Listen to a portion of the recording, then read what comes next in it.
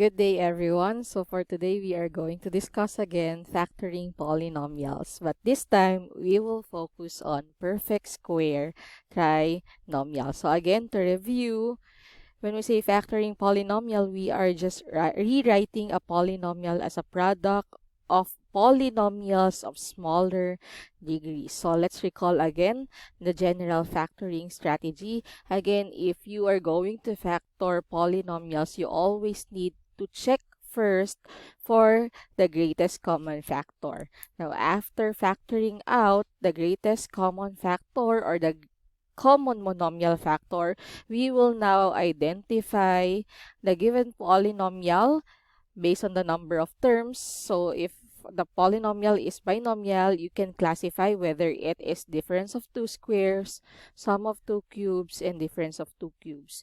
Now, if it is trinomial, we can say that it can be a perfect square trinomial, general trinomial, where a is equal to 1, or general trinomial where a is not equal to 1. And of course, if we have more than 3 terms, we can just factor the given polynomial using grouping. Okay, so for today, we are going to focus on perfect square trinomial. Okay, so again, perfect square trinomial. A perfect square trinomial is an example of a special product. Okay, now let's recall. Perfect square trinomial came from a square of a binomial. So if, for example, you have a plus b quantity square, the result is always a squared plus 2ab plus b squared. Okay? Now, if we have a minus b quantity squared, the result will be a squared minus 2ab plus b squared.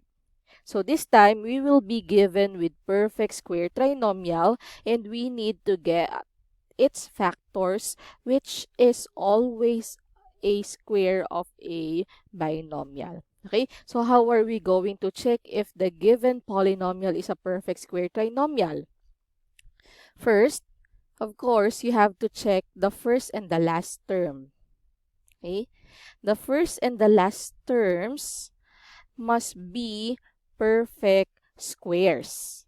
Okay, the first and the last terms must be perfect squares, while the middle term will always be twice the product of the square roots of two terms. Okay, please do not forget that the operation in the last term or between the last term and the second term is always positive, while in the middle term, between the first and the middle term, it can be positive or negative, or it can be plus or minus. Okay?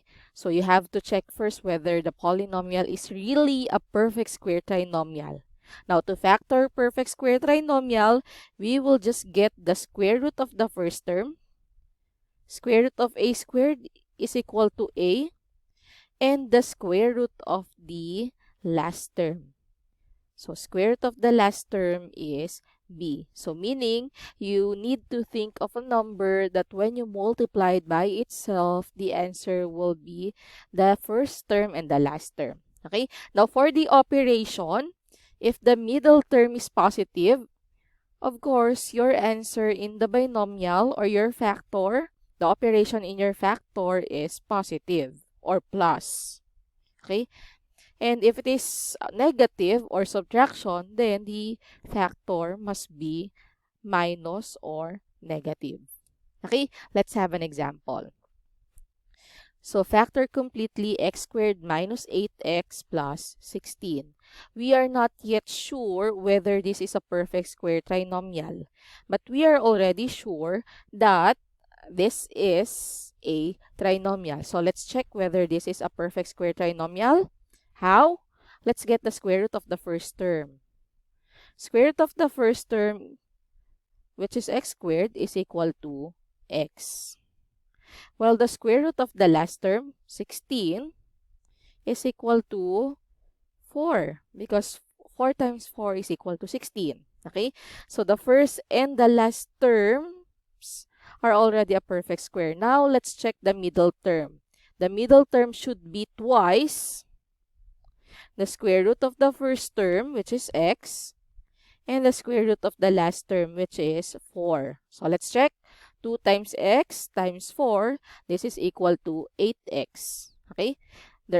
Since this is a perfect square trinomial, we can now get its factors. Remember, the factor of perfect square trinomial is always a square of a binomial. So we will have raised to the power of 2. Now, for the operation, we will just look at the operation between the first term and the middle term, which is subtraction. Okay? So we have now this one. And then, of course, copy. Square root of the first term is x. And square root of the last term is 4. Okay? Therefore, our factors or our factor is x minus 4 raised to the power of 2. Or this can be written as x minus 4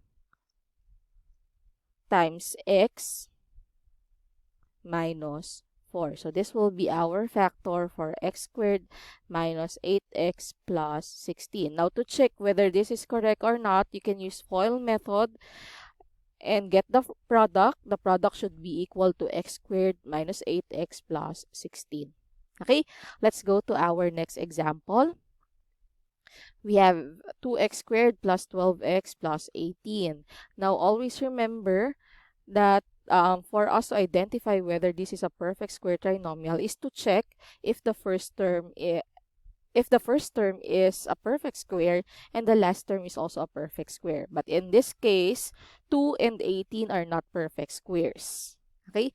But if you're going to follow the general factoring strategy, you must check first for the greatest common factor. Okay? So if you have noticed 2x squared plus 12x plus 18, the numerical coefficients 2, 12, and 18 are all divisible by 2 since they are even. And if you have noticed, the greatest common factor will be 2.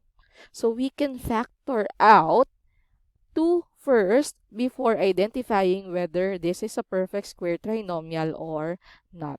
Okay, so let's factor out 2.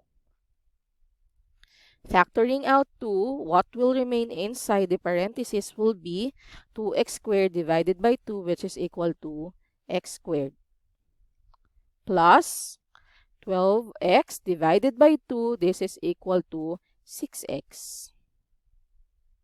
And then 18 divided by 2, this is equal to 9. Okay, so let's test now. Or let's check if x squared plus 6x plus 9 is really a perfect square trinomial. The first term is x squared. Square root of x squared is equal to x. Okay? And square root of the last term, which is 9, is equal to 3. Now, let's check the middle term. This should be equal to 2 times, because twice the product of the square roots of the first and last term. So, 2 times x times 3. 2 times x times 3 is equal to 6x. So we can say that x squared plus 6x plus 9 is a perfect square trinomial. So let's factor this now. Copy 2. Then factor x squared plus 6x plus 9. Of course, since this is a perfect square trinomial, the factor will be a square of a binomial. Again, this is a perfect square trinomial. We will have a square of a binomial. The operation between the first and middle term is plus. Therefore, our operation here is also plus. Square root of x squared is x. And the square root of the last term is 3.